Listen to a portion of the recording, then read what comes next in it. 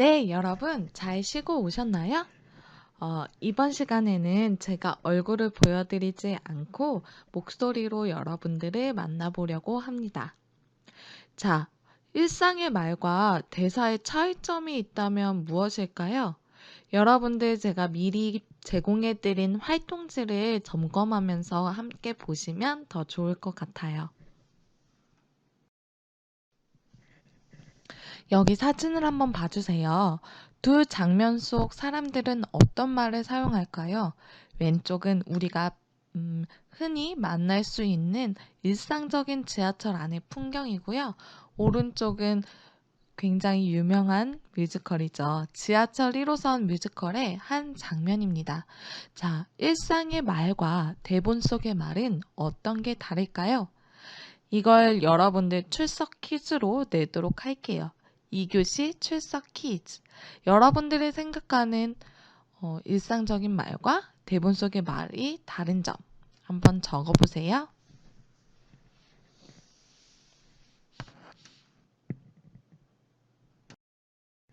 네, 선생님이 정리한 차이점은 다음과 같아요. 일상의 말은요, 본인이 만들고 본인이 표현합니다. 본인이 생각한 말을 본인이 말하죠. 그런데 대본 속의 말은요, 작가가 만들고요, 배우가 표현합니다. 또 말이 나오는 과정도 달라요. 일상의 말은 생각하면서 동시에 말을 하죠. 그런데 대본 속의 말은 미리 만들어진 대사를 분석해서 어떻게 표현할지 결정하고 연습해서 표현을 합니다. 또 일상의 말은 생각나는 대로 모두 말을 하지만 대본 속의 말은 이야기 흐름에 정말 중요한 것들만 걸러지고 필요한 내용만 선택하고 결정되어서 말을 합니다. 또 일상의 말은 자연스럽게 반복을 하기도 하고 실수를 하기도 하고요. 말을 더듬기도 하고 잘못 사용을 하기도 하고 자연스럽게 여러 가지 실수들이 나오는데요. 대본 속의 말은 수차례 훈련된 그런 결과물이기 때문에 상대적으로 실수가 훨씬 작죠. 정리되셨나요? 네, 그럼 넘어가도록 할게요. 자, 그래서 배우는 대본을 어떻게 읽어야 할까요? 다 같이 글을 읽어보면서 내용을 이해하도록 해볼게요. 자, 1번부터 다 같이 큰 소리로 읽어보겠습니다. 시작!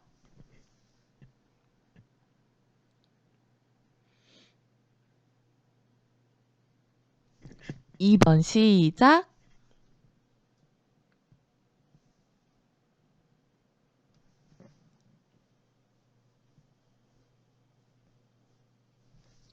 자, 3번 시작!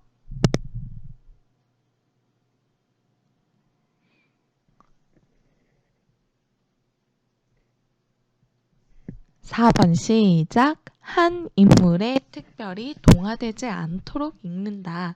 대본을 객관적으로 이해하는 데 방해가 될 수 있기 때문에. 5번 시작! 어떤 선입관도 갖지 않고 객관적으로 담담하게 읽는다. 6번 시작! 반복해서 읽어서 가능한 한 많은 정보와 영감을 얻을 수 있도록 해야 한다. 자, 다음과 같은 것들을 기억하면서 여러분들 1막 1장을 다시 읽어보도록 할게요.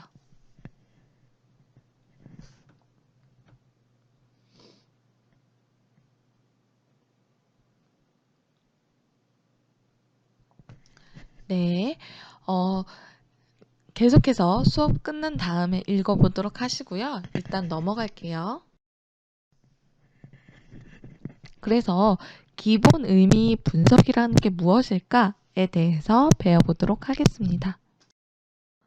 자, 기본 의미 분석은요, 1차 분석이라고도 하고요, 사전적 의미의 분석이라고도 해요. 또 대본이 어떤 이야기를 하고 있는지 파악하는 단계이기도 합니다.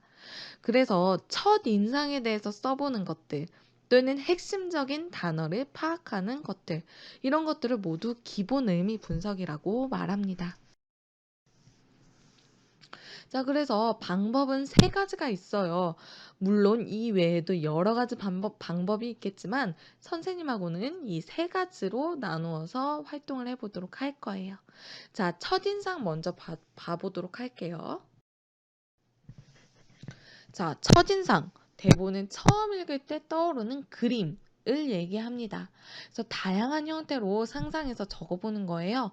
그림을 그려봐도 괜찮고요. 또는 색감만으로도 표현을 해도 괜찮습니다. 이거는 무대를 그림 그렸던 것과 굉장히 다른 부분이에요. 이미지가 있지 않아도 괜찮고요. 또는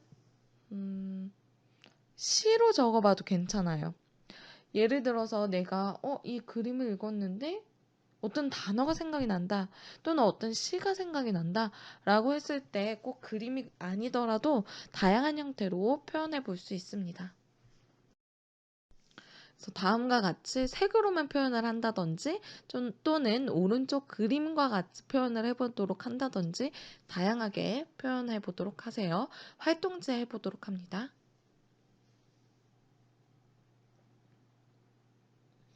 안 하고 가만히 있는 친구들 있는 것 같아요. 자, 열심히 해보도록 합니다.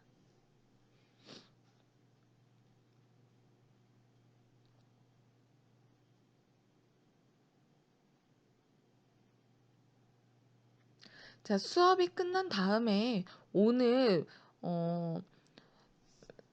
5시까지 작업을 해서 과제로 올려주시기 바랍니다. 다음으로 넘어가 보도록 하겠습니다. 자, 대본에 여러 가지 의미들이 있어요. 대본 속에 나오는 내가 모르는 단어들을 학습하는 시간을 갖도록 할게요. 그리고 대본에 나오는 여러 가지 단어들이 꼭 한 가지의 의미만 가지고 있는 건 아니거든요. 그래서 이중의 의미를 가지고 있는 단어를 또 학습해 보도록 할게요. 예를 들어서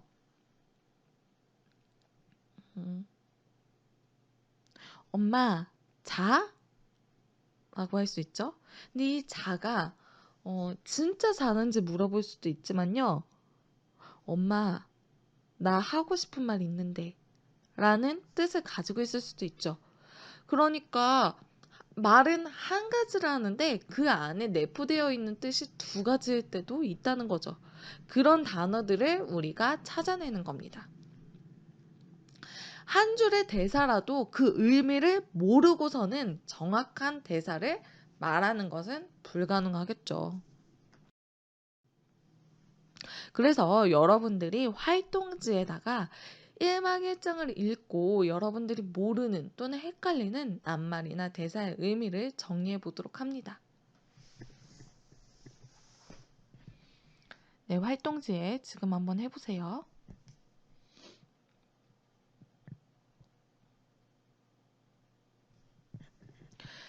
잘 모르겠다라고 했을 때 선생님이 예시를 한번 보여드리도록 할게요. 자, 선생님은요, 여러 가지 단어들 중에서 테세우스라는 단어가 굉장히 궁금했어요. 그래서 테세우스를 검색을 해보니까요, 이게 그리스 신화에 나오는 인물이더라고요. 그래서 검색을 해보니까 이 그리스 신화에서 나오는 테세우스라는 인물은 헤라클레스의 버금가는 영웅이래요. 그리고 아테네의 왕 아이제우스와 왕비 에트라의 아들이기도 하대요. 근데 실은 바다의 신인 포세이돈 아시죠? 그 포세이돈과 에트라 사이에서 태어났다고도 하네요. 또 헤라클레스와 마찬가지로 숱한 무용담과 연애담의 주인공이기도 하네요. 그래서 여러 가지 일들을 했던 그런 인물인데요. 보면 크레타에선 미궁 속에 들어가서 반인 반우의 괴물 미네타우로스를 죽인 일, 그리고 그때 실타래를 주어서 미궁을 빠져나올 수 있도록 도운 크레타의 공주 아리아드네를 버려 자살을 하게 하는 일도 있었고, 또 그 동생 파이드로스를 왕비로 삼기도 했고, 또한 그 전에 아마존의 여왕을 취해서 얻은 아들 히폴루토스를 비너스의 저주를 받은 페드라가 사랑하게 되는 이야기. 뭐 여러 가지 비극 작품을 탄생시킨 인물이네요. 또 테세우스가 결혼을 앞둔 히폴리타라는 인물도 있는데 이 인물은 아마존의 여왕이래요. 기록상으로는 제우스의 누이 동생이기도 하고요. 아내인 헤라의 음모로 일어난 전투 중에 헤라클레스에게 죽임을 당한 것으로 되어 있는 인물이라고 합니다. 또 단어 중에 선생님이 좀 이 단어는 좀 헷갈린다, 어렵다 하는 단어로 삭는꼴이라는 단어를 가져왔어요. 그래서 이 삭는꼴이라는 거는 물건이 오래되어서 봄바탕이 변해서 썩은 것처럼 된 사물 모양을 말한다고 합니다. 넘어갈게요. 여러분들 잘 모르는 단어 채워 넣으셔야 합니다. 자, 줄거리에 대해서 이야기를 해볼게요.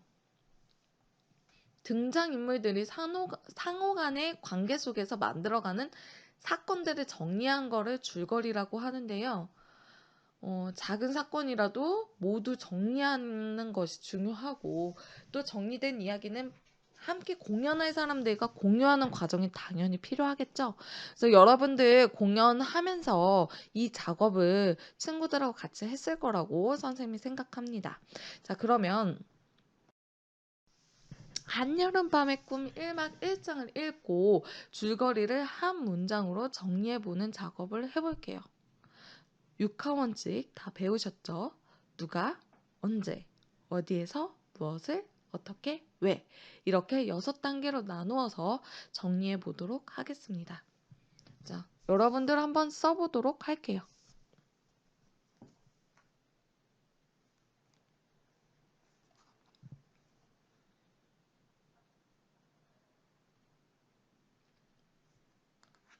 다 쓰셨나요? 자, 선생님이 쓴 것과 한번 비교해 보도록 하세요. 선생님은 다음과 같이 한번 적어봤어요. 에게우스가 테세우스의 궁전에서 자신이 결정해준 신랑감과 결혼하지 않는다는 이유로 딸을 고발하고자 함. 선생님은 1막 1장에 여러 가지 내용들이 나오지만 그 중에서도 이 내용이 가장 중요하다고 생각을 해서 다음과 같이 적어봤습니다. 당연히 여러분들은 선생님과 다를 수 있어요. 자, 그렇다면 의미에 맞게 대본을 읽어보는 훈련을 해보도록 할게요. 밑줄 친 말을 강조하면 어떤 의미가 될까요? 나는 널 사랑해. 그쵸? 이 뜻은 다른 사람들은 널 싫어해도 야, 다른 사람들은 널 몰라도 나는 너를 사랑해. 나만은 널 사랑해. 라는 뜻이죠. 자, 다음. 난 너를 사랑해. 난 너를 사랑해. 난 너를 사랑해. 어떤 뜻일지 간단하게 쓰거나 얘기해 보세요. 또 나는 너를 사랑해. 나는 너를 사랑해. 어떤 뜻일지 또 얘기해 보거나 써보세요.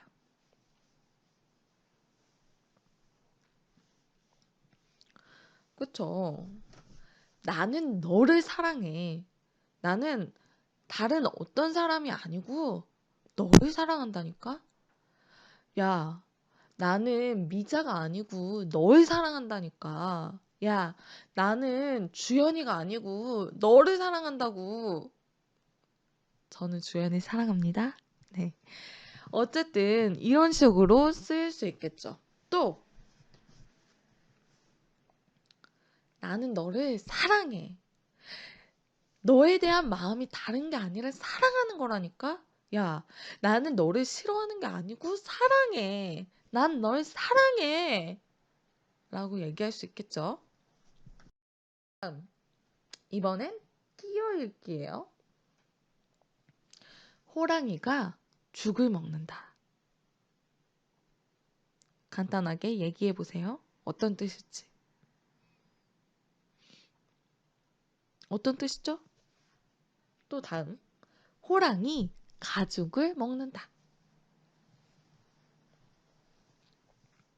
한번 볼게요. 호랑이가 죽을 먹는다. 한 번에 이해되시죠? 호랑이가 먹는 것이 죽이라는 뜻이죠. 누군가가 호랑이 가죽을 먹는다. 이해되시죠? 넘어갈게요. 자, 어떤 게 다를까요? 여러분들 한번 얘기해 보세요. 두 가지 어떻게 다르게 얘기해야 할까요? 맞아요. 나오라 그랬어? 또 나, 나? 나 오라 그랬어? 어떤 게 다르죠? 뜻이? 맞아요. 그 장소에서 또는 그 소속에서 나가다의 의미를 가지고 있죠. 야, 내가 거기 있으라 그랬지. 언제 나오라 그랬어? 내가 레크레이션 원실에 있으라 그랬지. 내가 언제 거기서 나오라 그랬니? 거기 있으라 그랬지. 그럴 때 쓸 수 있겠죠? 또는 나? 선생님 오라 그랬어? 나인지 물어보는 거예요. 아, 저기 정인이 아니고 선생님? 선생님 오라고 한 거야? 라고 얘기할 수 있겠죠? 마지막. 자, 여러분 각자 엄마가 되고 아빠가 돼 봅시다. 자, 여보, 나 물 좀 줘. 여보, 나 물 좀 줘. 어떻게 다르죠? 자, 다시 여러분들이 한번 얘기해 보세요. 엄마로. 여보, 나 물 좀 줘. 여보, 거기 나물 좀 줘. 다르죠? 위에 거는요, 물을 달라고 한 거예요. 그런데 아래 거는요, 나무를 달라고 한 거예요. 이렇게 다르죠? 굉장히 잘하셨어요. 자, 그래서 휴지라는 거는요, 띄어읽기를 얘기해요. 한 문장을 말을 할 때 단락이 끊어지면서 잠시 쉬는 부분. 그래서 말의 의미가 굉장히 달라지죠. 그래서 아까도 봐보세요. 호랑이가 죽을 먹는다. 호랑이 가죽을 먹는다. 굉장히 다르죠. 그 다음 억양, 말의 고저, 높고 낮음과 강약 등의 요소가 형성하는 음의 선적인 형태를 얘기를 합니다. 그래서 경우에 따라서 억양만으로도 여러 가지 의미가 생길 수 있습니다. 그쵸? 그래서 자, 굉장히 다르죠. 네. 아, 그래. 아, 자. 엄마, 자? 다르죠. 똑같이 자라고 얘기하는데 억양에 따라서 고저에 따라서 다르죠. 네, 고생 많으셨어요. 2교시에 여러 가지를 배웠는데 여러분들 학습지 2교시에는 할 게 굉장히 많죠. 정리를 한번 해보시고요. 네, 남은 시간 완성을 해서 과제로 올려주셔야 또 출결이 인정이 됩니다. 아시겠죠? 네, 그럼 3교시에 다시 만나도록 할게요.